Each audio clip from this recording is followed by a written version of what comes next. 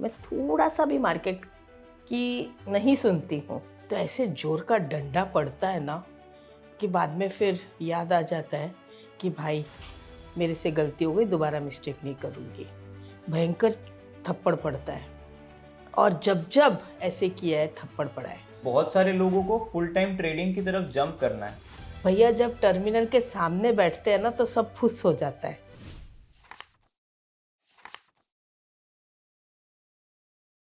Hello everyone, एक और video के साथ हम आ गए हैं और ज्योति मैम के साथ ही आए हैं।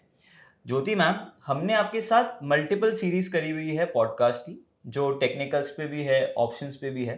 बट ट्रेडिंग में एक बहुत ही इंपॉर्टेंट चीज़ होती है जो है साइकोलॉजी।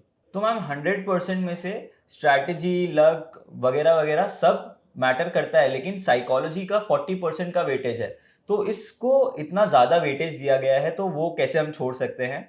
तो इस साइकोलॉजी पे आपका थोड़ा व्यू चाहिए कि आप अपनी साइकोलॉजी कैसे मेंटेन करते हैं, कैसे डिसिप्लिन रखते हैं खुद को एज अ ट्रेडर, और क्या क्या चीज़ें हैं जो हमारे व्यूअर्स भी कहीं ना कहीं गलती करते होंगे और आपने भी कहीं अपनी यंग जर्नी के टाइम पे ये सब मिस्टेक्स फेस की होगी, ये सब प्रॉब्लम्स फेस की होगी, तो आपने उसे ओवरकम कैसे किया, और जो आप अपने तरीके से समझाते हैं व्यूअर्स को, तो उसी तरीके से आप इस टॉपिक पे भी हमें थोड़ा समझाएं। देखिए ऐसा है, आपने क्वेश्चंस तो बहुत सारे कर दिए, इसलिए वापस वापस पूछते जाना क्योंकि मैं भूल जाऊंगी। Sure ma'am. अच्छा, सबसे पहली बात, मैंने यंगर में ही नहीं, आज भी मिस्टेक करती हूँ। ओके। और जब भी मिस्टेक करती हूँ तो ऐसे जोर का डंडा पड़ता है ना कि बाद में फिर याद आ जाता है कि भाई मेरे से गलती हो गई, दोबारा मिस्टेक नहीं करूँगी। वो गलती से मिस्टेक यहाँ पे नहीं चलती है, भयंकर थप्पड़ पड़ता है। और जब जब ऐसे किया है थप्पड़ पड़ा है। डिसिप्लिन बोलना वर्ड बहुत आसान है, ग्रीड, फियर, डिसिप्लिन, साइकोलॉजी, ये सब बोलना बहुत आसान है। भैया जब टर्मिनल के सामने बैठते हैं ना तो सब फुस हो जाता है। और जब प्रॉफिट आ रहा होता है ना तो अच्छा लगता है, लेकिन लॉस भी अच्छा नहीं लगता। इसलिए हम प्रॉफिट फटाफट बुक कर लेते हैं, लॉस में खड़े रहते हैं कि हाँ नहीं नहीं मेरे भाव वापस आएंगे। तो ये जो है ना, ये मैं कितना भी कोशिश कर लूँ, कितना भी समझा दूँ, मैं खुद भी इस पोजीशन से इतनी जूझी हूँ, इतना स्ट्रगल किया है मैंने कि सुना मैंने भी सबसे है कि भाई डिसिप्लिन रखना चाहिए, स्टॉप लॉस रखना चाहिए, ये रखना चाहिए। बोलना बहुत आसान है भैया, जब सिस्टम के आगे बैठते हैं ना तो दिमाग ही काम करना बंद कर देता है। अच्छा, एक बात मैं आप ही से पूछती हूँ, कई बार ऐसा होता है कि हमारी किसी से बात हो रही होती है और कोई बात को लेके बहस हो जाती है, हाँ। राइट? उस वक्त आपको इमीडिएटली आंसर सूझ जाते हैं क्या? मैम, ये तो सबसे ऐसी चीज़ है जो आई गेस मैं तो बहुत ज़्यादा फेस करता हूँ कि यार उसको ऐसा बोल देता तो तो वो बात बाद ही में और। आता है ना सारा दिमाग में। यस वो मैम। टाइम पे तो दिमाग काम नहीं करता ना। बिल्कुल भी नहीं। वही हाल होता है जब हम सिस्टम के सामने होते हैं और उसके बाद तो हमें सारा ज्ञान आ जाता है कि हमें ऐसा करना चाहिए था, हमें अरे मेरे को ये सामने क्यों नहीं पड़ा दिखा, इसको मैं इसमें कन्वर्ट कर लेता ये स्ट्रैटेजी में, या यहाँ पे एग्जिट करके वापस ले लेता। तो ये सारा ज्ञान जो होता है ना, ये बाद में ही आता है, पहले नहीं आता है। मार्केट टाइम पे टर्मिनल के सामने बैठ के बोलना इज नॉट सो इजी, लेकिन हाँ, करते करते करते करते करते करते पहुंची तो हूँ, लेकिन फिर भी थोड़ा बहुत कभी कभी हो जाता है। मैम, तो आपकी जर्नी में मतलब कहीं ना कहीं ऐसी चीज़ें बहुत टाइम आई होगी, बहुत बार ऐसी चीज़ें आई होगी, तो आपने उससे कुछ लर्निंग ड्राइव करी होगी कि इसकी जगह मैं ऐसा करती तो ऐसा होता, तो उसमें से कुछ आपने ऐसा होगा कि यार ये चीज़ अगली बार तो ध्यान रखूंगी, तो ऐसे कुछ रूल्स आपने नोट डाउन किए देखो, होंगे खुद के लिए। उसमें जो मैंने रूल्स नोट डाउन किए हैं, उसमें अपना सिंपल एक स्ट्रैटेजी है कि जैसे हम बच्चों को पॉकेट मनी देते हैं ना, वैसे मैं भी मार्केट को पॉकेट मनी देती हूँ। मार्केट मुझे इनकम देता है, मैं मार्केट को पॉकेट मनी देती हूँ। अच्छा। तो बस इस महीने का पॉकेट मनी दे दिया, अब वो लग गया ना, ख़त्म हो गया ना, ख़त्म। अगर वो समझो फर्स्ट वीक में ही मेरा वो पॉकेट मनी ख़त्म हो गया, तो ये नहीं कि मैं पूरे महीने ट्रेड नहीं करूँगी, करूँगी। क्या करूँगी? सिर्फ एक कैश की क्वांटिटी करूँगी। क्यों? क्योंकि मैं मार्केट से हटना नहीं चाहती, गैप नहीं लेना चाहती। स्टडी कंटिन्यू रहेगी, लेकिन ट्रेड कैश में होगा और एक ही क्वांटिटी में होगा। अब कितना लॉस ले लेगी मार्केट मेरे से? तो आपने जो एक अपना कैपिटल फिक्स कर दिया वो वाइप आउट हुआ, तो उसके बाद आगे बढ़ना ही नहीं है, मतलब नहीं बढ़ना है ये महीना, options बिल्कुल नहीं। ऑप्शंस हो चाहे फ्यूचर्स हो चाहे वो कैश मार्केट हो, Okay. डिलीवरी बेस, कुछ भी होने दो, मेरा ये महीने का लॉस फिक्स है तो फिक्स है। प्रॉफिट मैंने फिक्स कर रखा है, नहीं। तो अनलिमिटेड प्रॉफिट लेते हो मार्केट से, हम्म। अनलिमिटेड लेते हो। मैम मिलता नहीं, वो बात अलग है। हाँ ले, तो वही बात है ना, मिलता है लेकिन प्रॉफिट में आप जल्दी निकलते हो ना, हाँ, तो लॉस पे वेट क्यों करते हैं? सही बात है। तो इसलिए मैं ऐसा करती हूँ, देखिए अगर मैं ट्रेडिंग कर रही हूँ, स्टडी के बेस पे मेरा जो स्टॉप लॉस आता है उसको यूज़ करती हूँ, और या फिर मनी वाइज कि भाई मैं इस ट्रेड में इतना ही लॉस ले सकती हूँ, ठीक है। तो वो यूज़ कर सकती हूँ। और उसके बाद महीने का इतना हो गया, ख़त्म कहानी। अब सिर्फ एक एक क्वांटिटी ट्रेड करनी है और ये महीना अच्छे से स्टडी करना है, बिकॉज आपने कहा ना 10% लक है, अगर लक अच्छा होता तो सारी रीडिंग मेरे फेवर में जाती ना, मेरे स्टॉप लॉस होते ही नहीं ना। तो सही बात है। लक जो है, अच्छा दूसरी बात, बहुत लोग ये बोलते हैं कि लक जरूरी है बाकी कुछ जरूरी नहीं है। तो भाई ऐसा है कि लक कितना बजे मेरा साथ देगा, वो भी नहीं पता हमें। कौन से दिन साथ देगा, वो भी नहीं पता हमें। हमें ये सब नहीं मालूम, राइट? तो हमें क्या मालूम है? हमारे पास नॉलेज है, हम जानते हैं, सीखते हैं, और उसके बाद हमारे पास उसको ट्रेड को मेंटेन करना, कट करना, वो हमारे हाथ में है। तो बेसिकली आपने आपका जो स्टॉप लॉस जो आपका लिमिट करता है लॉस, वो तो एक लॉस लिमिट करने का तरीका है ही, उसके अलावा आपने खुद को भी एक कैपिटल से बांध दिया कि इससे नीचे लॉस होगा तो मार्केट से आउट। अच्छा एक बात पूछती हूँ, तुम पापा मम्मी से पॉकेट मनी मांगते थे? हाँ। मिलता था? हम्म।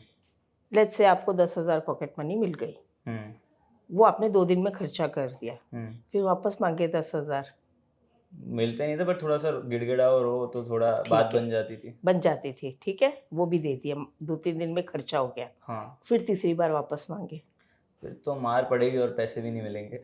शायद फिर भी मिल जाए एक बार और, अब वो भी दे दिया, फिर वापस मांगा, उसी महीने फिर तो नहीं मिलेगा। उस महीने छोड़ो, पूरे साल नहीं मिलेगा। ये बात भी सही है। क्यों? तुमने इतना जो खर्चा कर दिया ना इस महीने में, तो उनको तुम्हारी हैबिट्स पे शक होने लग गया। ओके। तो उनको एक डर बैठेगा कि ये हाथ से निकल जाएगा, ये पैसे बर्बाद कर रहा है। अगर ये चीज़ हम बच्चों के साथ यूज़ कर सकते हैं तो खुद के साथ क्यों नहीं?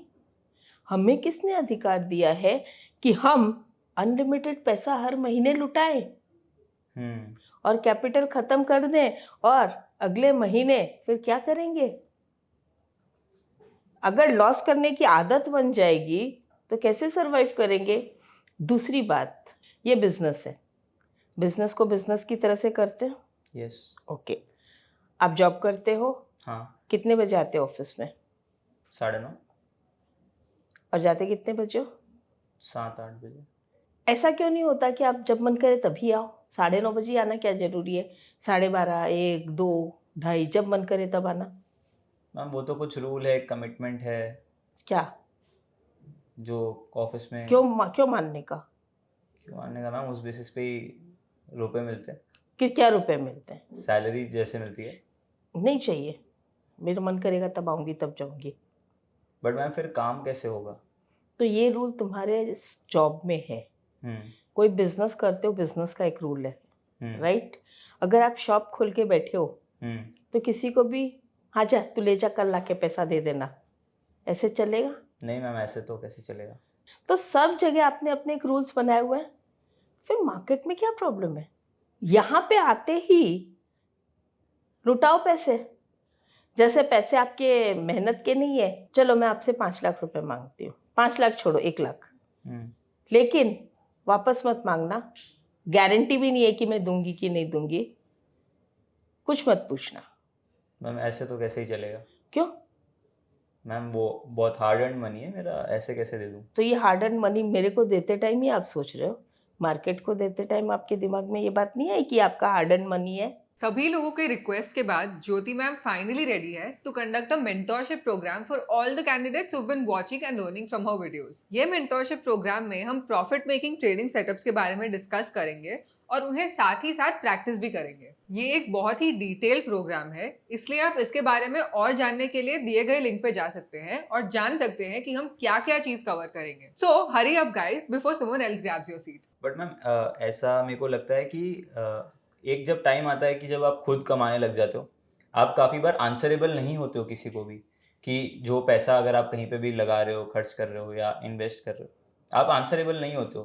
तो उस सिचुएशन में क्या करें? मतलब किसने कहा आप आंसरेबल नहीं हो? आप अपने ही फ्यूचर को आंसरेबल हो, क्योंकि वही पैसा आपको आगे जाके बचाएगा। आपकी लाइफ आगे उसी पे डिपेंड है। आपने वो वाला पैसा मार्केट में लगाया है। आज हम जब स्टडी करने जाते हैं तो 5 लाख रुपए, 10 लाख रुपए, 20 लाख रुपए कॉलेज में या हायर एजुकेशन के लिए पैसा देते हैं। किस उम्मीद पे देते हैं? कि बाद में हमें एक कुछ बेटर जॉब मिले या एक बेटर फ्यूचर मिले बेसिकली। राइट? ऐसे ही तो हम नहीं दे देते नहीं। कि जा बेटा ऐश कर। दूसरी दूसरी बात, आपने वो पैसा दिया, हम्म फीस जो है लेटस से पार्ट पार्ट में इंस्टीट्यूट को देनी है या कोई कॉलेज को देनी है, और आपको लग रहा है कि भाई मुझे रिटर्न नहीं मिल रहा, तो आप सेकेंड राउंड या सेकेंड इंस्टॉलमेंट दोगे? नहीं मैम, नहीं दूंगा। क्यों? क्योंकि मैम जिस एक्सपेक्टेशन से मैं आया था वो फुलफिल नहीं हो रही है, तो क्यों ही मैम? तो वही चीज़ तो मैं कह रही हूँ कि जिस एक्सपेक्टेशन से तुम मार्केट में आए वो फुलफिल नहीं हो रही है, और तुम बड़े बड़े ट्रेड्स कर रहे हो। किस बेसिस पे कर रहे हो? एक बार दे दिया, 2 बार दे दिया, 3 बार दे दिया, अरे कैपिटल जीरो करके ही मानोगे क्या? और वो भी उससे बड़ी बात, लोन पे लेके पैसा काम करते हो। बहुत लोग करते हैं, क्यों? मैम वही उम्मीद पे दुनिया कायम है, शेयर मार्केट भी कायम है, लेकिन प्रॉफिट आना वो कायम नहीं है। प्रॉफिट आएगी नॉलेज, डिसिप्लिन और लक। अभी लक अच्छा है तो नॉलेज मिलेगी, लक और नॉलेज दोनों हो गई तो डिसिप्लिन थोड़ा बहुत इधर उधर हो भी जाएगा ना, फिर भी आप समझ जाओगे थोड़ा बहुत। हाँ, हमें तबीयत खराब होती है, हम डॉक्टर के पास जाते हैं, चेकअप करा रहे हैं। हाँ। अभी मैं थोड़ी देर पहले आप लोगों की बातें सुन रही थी कि आप लोग के ऑफिस में भी चेकअप होता है, और कुछ इंस्ट्रक्शन मिले हैं कि भाई तुमको इस चीज़ में सावधानी रखनी है। हाँ। आप इमीडिएटली उस पर सावधान क्यों हो गए? छोड़ो ना, जाने दो, देखा जाएगा। यही तो टाइम है ऐश करने का। अभी से ही नहीं खाएंगे पिएंगे तो फिर क्या करोगे? सही बात है। तो फिर ऐसा क्यों छोड़ देते हो? जैसे मैम वो उम्मीद वाली बात थी कि जब भी हम ऐसा कुछ ट्रेड लेते हैं तो चलो लॉस से तो स्टॉप लॉस अपने आप ट्रिगर होके हमें हटा देता है पोजीशन से, बट वो ग्रीड वहाँ पे जो प्रॉफिट का जो एक है कि यार नहीं थोड़ा सा और आ जाए, तो उसको कैसे कंट्रोल करूँ मैं या हमारे व्यूअर्स? पार्ट प्रॉफिट बुक करो, पार्ट प्रॉफिट बुक करते जाओ हर लेवल पे। ट्रेलिंग स्टॉप लॉस यूज़ करो। मैं तुमको लाख रुपए दूं और तुमसे 2 लाख छीन लूं तो? मैम ये तो कैसे ही चलेगा? मतलब अगर तुमने लाख रुपए की कमाई टेबल पे रखी है, मैं कितना उठा के उसमें से भाग सकती हूँ इमीडिएटली? तुम बचाने की कोशिश मैम करोगे? कुछ भी नहीं लेके जा सकते आप। थोड़ा बहुत तो खींच ही लूंगी मैं। मैम नहीं लेना चाहिए। देना नहीं चाहिए, लेकिन मैं थोड़ा बहुत खींच लूंगी। ठीक है। बाकी का तो तुम बचाने की पूरी कोशिश करोगे। हाँ। वही बात मैं कह रही हूँ कि जो प्रॉफिट आ गया, मार्केट अगर उसको वापस लेने की कोशिश कर रहा है तो जितना बचा सकते हो वहीं पे तो पोजीशन कट कर दो। ठीक है, तो एक ट्रेलिंग स्टॉप लॉस उसका मनी वाइज भी तो रख सकते हो। और मनी वाइज। हाँ, ठीक है। उसको वापस जीरो करना क्या जरूरी है? वही एक्चुअली ये बहुत सारे व्यूअर्स का एक्चुअली कमेंट भी था कि मैम वो प्रॉफिट में आता है बट फिर मैं और उसको वेट करता हूँ तब तक वो फिर खत्म ही हो जाता है। तो वही तो बात हुई। अभी मैंने तुमसे पूछा कि मैं तुम्हारे लाख रुपए लेके भाग जाऊं, तो तुमने बोला मैं जितने बचाने की कोशिश कर सकता हूँ करूंगा। हाँ। तो आप ज्यादा से ज्यादा थोड़ा सा ले जाओगे, ठीक है? हाँ। वही बात है। मार्केट में मैं भी अपनी पोजीशन कट कर दूंगी कि भाई मैंने अगर मान लो 25,000 कमाया, तो जहां पे मेरे 15,000 बचे मैं पोजीशन काट दूंगी कि कम से कम 15 तो घर लेके जाओ। सही बात है। उसके बाद वापस वो 25 हो सकता है, मैं ना नहीं बोलती हूँ, लेकिन अगर 25 हो सकता है तो जीरो भी हो सकता है, माइनस भी हो सकता है। बिल्कुल हम हमेशा पॉजिटिव साइड क्यों सोचते हैं, नेगेटिव साइड क्यों नहीं सोचते हैं? बिल्कुल। पॉसिबल है ना? हाँ। हम हमेशा जब भी ट्रेड लेते हैं, जैसे हमने बाय लिया, हम्म। तो हम क्या सोचते हैं कि मार्केट ऊपर ही जाएगा, हाँ। इसलिए हम उसका कोई प्रिवेंशन प्रिकॉशन कुछ नहीं लेते। हम्म। क्यों? क्योंकि हमें ऐसा उम्मीद है कि मार्केट ऊपर जाएगा, हाँ। लेकिन गिर भी तो सकता है। और मैम इसी पे मेरा वही एक है कि अगर जैसे मेरा लॉस हो गया आज, तो मेरे को ऐसा लगता है कि यार अब ये लॉस को वापस लेने के लिए आज मैं एक और ट्रेड लूँगा और वो लॉस उससे कवर करके दिखाऊंगा, और वो लॉस कवर करने के चक्कर में मेरा और लॉस हो जाता है, और मैं जहाँ पे मेरा ट्रेड बन भी नहीं रहा होता है, मैं वहाँ पे भी मेरा ट्रेड मन को संतुष्टि देने के लिए एक बार बोलता हूँ हाँ दिख तो रहा है, क्या पता एक लेके देखता हूँ। तो ऐसा भी अक्सर होता है। ठीक है, करो मार्केट से लड़ाई, बड़ा कौन है? वो तो मार्केट ही बहुत बड़ा है। हुई बॉस इज ऑलवेज राइट, हाँ सही माय बात। Boss is market, market is always right. Boss से लड़ाई करने के बाद जॉब में टिकोगे? बहुत मुश्किल है। कैसे टिकोगे, मैं भी देखती हूँ। बॉस से लड़ाई करो, मारपीट करो, फिर टिक के दिखाओ। सही बात है, तो नहीं मार्केट रह से सकते। तुम अगर झगड़ा करोगे कि नहीं मैं तो वापस अपना प्रॉफिट लेके दिखाऊंगा, लेके दिखा सकते हो, लेकिन प्लान क्या है उसके लिए? हम्म। बिना सोचे समझे नहीं नहीं मैं तो मार्केट से अपना प्रॉफिट लूंगा तो मुझे ट्रेड जबरदस्ती ढूंढना ही ढूंढना है। ओके। प्लान बनाया कुछ वापस लेने के लिए?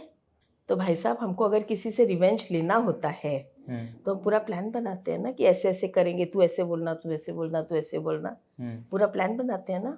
आपने स्टडी वाइज कोई प्लान बनाया कि ये यहाँ पे इसको रिट्रेस करेगा, फिर मैं इसको ऐसे बाय करूँगा, यहाँ पे इसको स्टॉप लॉस लगाऊंगा, इसके अकॉर्डिंग ट्रेड करूँगा? अच्छा, आपको एक मज़े की बात बताती हूँ।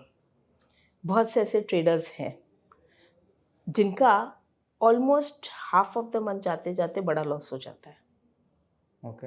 और फिर वो लोग है ना मंथ एंड में ऑलमोस्ट कॉस्ट टू कॉस्ट निकल जाते हैं या नॉमिनल प्रॉफिट से। सुना है ऐसा? हाँ। कि कई बार ऐसा हुआ है। हम्म। क्यों? कि उसके बाद वो संभल जाते हैं, रीडिंग करके प्रॉपरली काम करते हैं। शुरू में वो केयरलेस होते हैं, तो ये जो चीज़ वो बाद में करते हैं वो पहले से क्यों नहीं कर लेते? लेकिन क्या होता है ना कि पहले हमको लगता है कि आई एम द किंग। सच्ची बताऊं, एक ट्रेड सही गिर जाए, 2 ट्रेड सही गिर जाए ना, तो फिर वही फीलिंग आता है अपुनिच भगवान है, मार्केट अपने ऊपर ही चल रहा है, मैं जैसा मार्केट को डायरेक्शन देता हूँ ना मार्केट वैसा ही चलता है। और वो आया और हम गए। तो मैंने कहा ना कि it is very difficult. Even आज भी जिस दिन मेरे दिमाग में ये फीलिंग आती है और मैं थोड़ा सा भी मार्केट की नहीं सुनती हूँ, वहीं बैंड बज जाती है। और मैम इसमें एक यही चीज़ पे है कि मैंने कमेंट्स में बहुत ज़्यादा पढ़ा था कि आपको या तो 2 लोग मिलेंगे, एक होंगे जो एकदम ही बहुत लॉस करके बैठे होंगे, तो वो ऐसे होंगे कि ऑप्शन ट्रेडिंग जुआ है, या वो ऑप्शन ट्रेडिंग को जितना गाली दे लेंगे, बोलेंगे भाई इसमें पैसा नहीं बनता, मेरे को नहीं करना। और कुछ होते हैं जिनको एकदम ही सीखना वाला होता है कि नहीं, इसको पढ़ लिख के कुछ करा जा सकता है, इससे बनाई जा सकती है इनकम, और एक साइड इनकम एक्चुअली, और एक लिविंग एक्चुअली बनाई जा सकती है इससे। राइट। तो सबसे पहले हम सेकंड वाले की बात करते हैं कि वो लॉस करने के बाद सीखने की बात करते हैं ना, पहले क्यों नहीं सीखने की बात करते? राइट। एग्जैक्टली। अगर वो पहले सीख लें तो कोई प्रॉब्लम है? देखो नहीं। होता क्या है, मैं आपको बताऊं, हम लोग यूट्यूब से, गूगल से, इधर उधर से बिट्स एंड पीसेस में नॉलेज इकट्ठी करते हैं। अब उसमें हमने क्या नहीं सीखा और क्या बारीकी रह गई वो पूछने कहाँ जाएंगे? और फिर बाद में क्या कहेंगे कि देखो हमने उसका वीडियो देख के ट्रेड किया था, बड़ा लॉस हो गया, तो उसका सही नहीं है। अरे पहली बात, बड़ा ट्रेड क्यों किया? ट्रेड इतना छोटा करो because it is a trial. एक बात पूछो, पानी गर्म है या नहीं कैसे पता चलेगा? जब तक हाथ नहीं डालोगे तब कितना हाथ डालोगे? पहले तो उंगली से। क्यों, पूरा अपने ऊपर डाल के देखो ना। वो अगर ज़्यादा गर्म हो तो मैं जल जाऊंगा। क्या फ़र्क पड़ता है? कैसे नहीं फर्क पड़ता मैम। तो फिर अगर ये आपको मालूम है कि उंगली से पानी को टेस्ट किया जाता है तो इतनी सी जग यूज़ की थी ना, ट्रेड भी इतना सा करके देखो तो सही कंटिन्यू कि आप सही जा रहे हो कि गलत जा रहे हो, आप इस मार्केट में टिक पा रहे हो कि नहीं पा रहे हो, आपका टेम्परामेंट ट्रेडिंग का है कि इन्वेस्टमेंट का है। ऐसा नहीं है कि मैंने ट्रेडिंग के लिए शेयर लिया और वो इन्वेस्टमेंट में कन्वर्ट हो गए, मतलब प्रॉफिट हुआ तो बेच दिया, लॉस हुआ तो घर में रख लिया। तो मैम जैसा कि अभी आपने कहा कि टिड्स एंड बिट्स में इंफॉर्मेशन हर जगह अवेलेबल है और हम कंज्यूम कर रहे हैं, बट उसमें गलत भी क्या है कि मैं 4 स्ट्रैटेजी उससे सीख ली, 2 चीज़ उससे सीख ली, एक साइकोलॉजी कहीं और से सीख ली, और आजकल इंफॉर्मेशन हमारे पास इतनी ज़्यादा अवेलेबल है कि हम सारी पढ़ भी नहीं पाते। तो इस बीच में गलत क्या है? अगर मेरे को 2 चीज़ इधर से समझ में उधर से मैं करके कर लूँगा कैसे भी। कोई गलत नहीं है, अगर तुम उसको करके प्रॉफिट कमा सकते हो तो कोई गलत नहीं है। लेकिन अगर उसको करने से तुमको लॉस हो रहा है या तुम कहीं फंस गए और तुमको समझना है कि मेरी गलती क्या है यहाँ पे, किसको पूछने जाओगे? किसी एक को तो नहीं पूछ सकते। हाँ, तो उसके लिए आपको कहीं ना कहीं तो एक अपना हेल्पर या कोई एक्सपीरियंस पर्सन जो है वो आपको गाइड, मेंटर कुछ कर सकता है। ये जरूरी नहीं है कि वो मैं हूँ, कोई भी हो सकता है, जो आपको चाहिए वो। देखो मेरा मेन मोटो क्या है, आपको लॉस नहीं होना चाहिए, या लॉस हो तो इतना हो कि प्रॉफिट उससे कई गुना ज़्यादा हो। अल्टीमेटली आपकी साल की बैलेंस शीट जो है वो प्रॉफिट में रहे। सभी लोगों के रिक्वेस्ट के बाद ज्योति मैम फाइनली रेडी है to conduct a mentorship programme for all the candidates who been watching and learning from her videos. ये मेंटोरशिप प्रोग्राम में हम प्रॉफिट मेकिंग ट्रेडिंग सेटअप्स के बारे में डिस्कस करेंगे और उन्हें साथ ही साथ प्रैक्टिस भी करेंगे। ये एक बहुत ही डिटेल प्रोग्राम है, इसलिए आप इसके बारे में और जानने के लिए दिए गए लिंक पे जा सकते हैं और जान सकते हैं कि हम क्या क्या चीज कवर करेंगे। So hurry up guys before someone else grabs your seat. आपको एक सिंपल बात पूछती हूँ, एज एन इन्वेस्टर आप कौन सी कंपनी में प्रॉफिट करना चाहोगे, जो Q on Q year on year profit करती है, या जो कभी लॉस करती रहती है कभी प्रॉफिट कर लेती है, ऐसी कंपनी में करना चाहोगे? जो क्वार्टर एंड क्वार्टर और ईयर एंड ईयर प्रॉफिट करती है। क्यों? क्योंकि उसमें एक थोड़ी गारंटी आती है कि वो कंपनी आगे भी अच्छा ही करेगी। तो क्या ये आपके घर वाले ये चीज़ आपसे एक्सपेक्ट नहीं कर रहे हैं कि आप भी क्वार्टर ऑन क्वार्टर प्रॉफिट करो, साल साल भर आप हर साल आपकी बैलेंस शीट आप घर पे पैसा लाके देते रहो? ऐसा नहीं है कि एक साल आपने बड़ा लॉस कर दिया, एक साल प्रॉफिट कर दिया। मैं ये नहीं कह रही हूँ कि आप अरबपति करोड़पति ऐसे बनो, आप करोड़ों की प्रॉफिट करो। एक कंसिस्टेंट इनकम इतना तो कर सकते हो कि भाई आप अपनी लाइफ में एक एसेट क्रिएट कर सको। जो आपकी इच्छा है, जो आपका घर जिससे चलता हो, उतनी इनकम तो करो कम से कम। और मैम इसमें एक और चीज़ है जो मैंने कमेंट सेक्शन में भी पढ़ी थी कि बहुत सारे लोगों को फुल टाइम ट्रेडिंग की तरफ जंप करना है। तो कब हमें ऐसा वो स्टेप लेना चाहिए कि हम एक फुल टाइम ट्रेडर बन सकते हैं और हमारी जो लाइफस्टाइल है वो कंटिन्यूसली मेंटेन कर सकते हैं? ठीक है, पहले आप अभी जो ट्रेडिंग कर रहे हो उसमें प्रॉफिट कर रहे हो? हाँ, अगर वो प्रॉफिट कर रहे हैं तभी ऐसा। पहली बात वो कि आप प्रॉफिट कर रहे हो, राइट। अगर आप प्रॉफिट कर रहे हो तो कितनी प्रॉफिट कर रहे हो? जितनी आपकी सैलरी उससे ज़्यादा की प्रॉफिट ले रहे हो, ठीक है। राइट। तीसरी बात, पहले 2 साल की सैलरी प्रॉफिट के रूप में जमा करो, ठीक है। और वो घर वालों को दो। ओके। उसमें से एक पैसा वापस मत लेना। कल को अगर आपने लॉस कर दिया तो घर वाले कम से कम अपना घर 2 साल तक चला सकेंगे, और इस बीच में आप नई नौकरी ढूंढ के फिर से काम में लग सकते हो।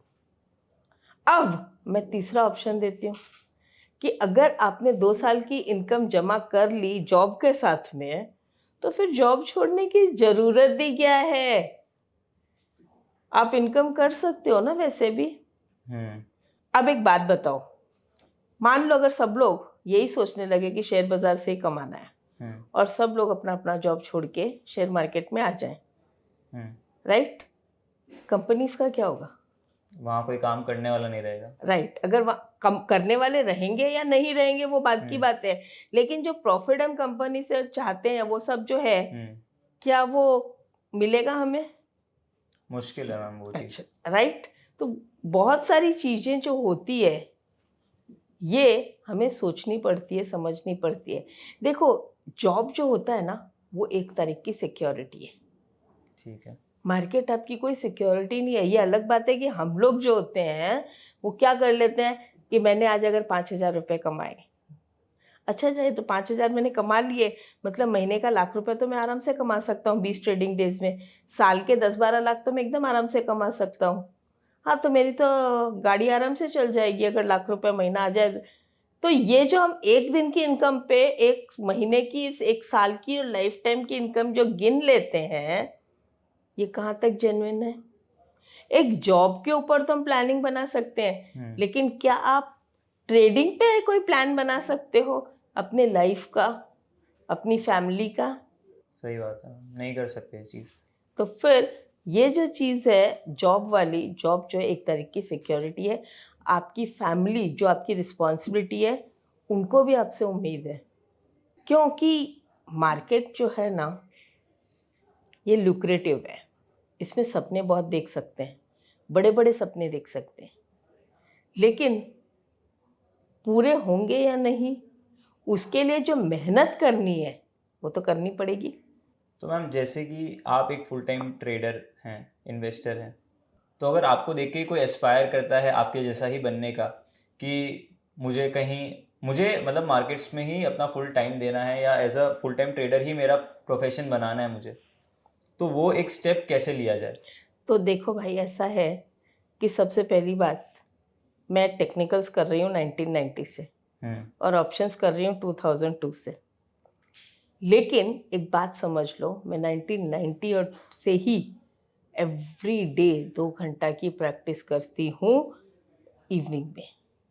तो मतलब आप आज तक ये 2 घंटे की प्रैक्टिस हर एक दिन कर रहे हैं? बिल्कुल, एक दिन भी ऐसा नहीं जाता है। अगर वो दिन मिस हो गया तो मैं दूसरे दिन मार्केट में बैठे बैठे निकाल दूंगी, लेकिन ट्रेड नहीं करूंगी। तो ट्रेडिंग एज अ प्रोफेशन सबको ऐसा लगता है कि कम मेहनत वाला है ये, मेरे को तो ज़्यादा मेहनत वाला ये लग रहा है। बहुत मेहनत है, किसने कहा कम मेहनत है? इतना आसान नहीं है। आज 10:30 से 12:30 तक मैं रोज स्टडी करती हूँ, या 11 से 1 स्टडी करती हूँ रात को। क्यों रात को करती हूँ? Because that is peaceful time. Market में तो हूँ तब तक तो करती हूँ, राइट, और उसके बाद शाम को करती हूँ, लेकिन करना जरूरी है। बिकॉज नहीं तो अपडेशंस कैसे मिलेंगे, कल क्या होगा उसकी आइडिया कैसे मिलेगी? तो क्या ये सब जरूरी नहीं है? और अगर स्टॉप लॉस हिट हुआ तो stop loss hit is a stop loss hit, ये मान लेना। Why? Because if you don't put a stop loss in your trading, your trading will be stopped forever. ये काफ़ी डीप लाइन कही है आपने। तो मैम आप इतनी सब चीज़ें कर रहे हो, इतना डेली स्टडी कर रहे हो, तो एक छोटा सा एक गाइड हमारे व्यूअर्स के लिए दे दो कि आपकी इतनी बड़ी लर्निंग में से कि ये 10 चीज़ों को अपना डिसिप्लिन बना लो डेली लाइफ का, तो इससे एटलीस्ट आपकी लाइफ में कुछ हद तक चीज़ें इंप्रूव हो जाएगी। बिल्कुल। Study, first is study. उसके बिना तो है ही क्या? आप जॉब पे भी जाते हो तो पहले यही पूछते हैं आपकी क्वालिफिकेशन क्या है। हाँ बिल्कुल, एग्जैक्टली।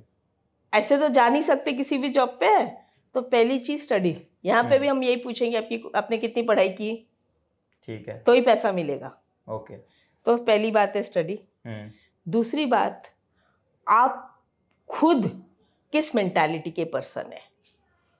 मार्केट में आप सेंसिटिव हैं, आप में होल्डिंग पावर है, प्रॉफिट में खड़े रहने की ताकत है, लॉस को जल्दी काटने की ताकत है, तो उस तरह के ट्रेड्स लीजिए।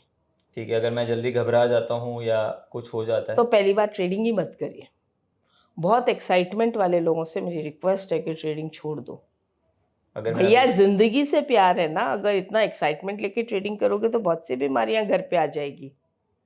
अगर मेरा बीपी जल्दी बढ़ता है तो पहले ही। अरे बीपी बढ़ते बढ़ते फट गया तो। सही बात है। हाँ, तीसरी बात, स्टॉप लॉस के बिना काम नहीं करना है, नहीं करना है, नहीं करना है।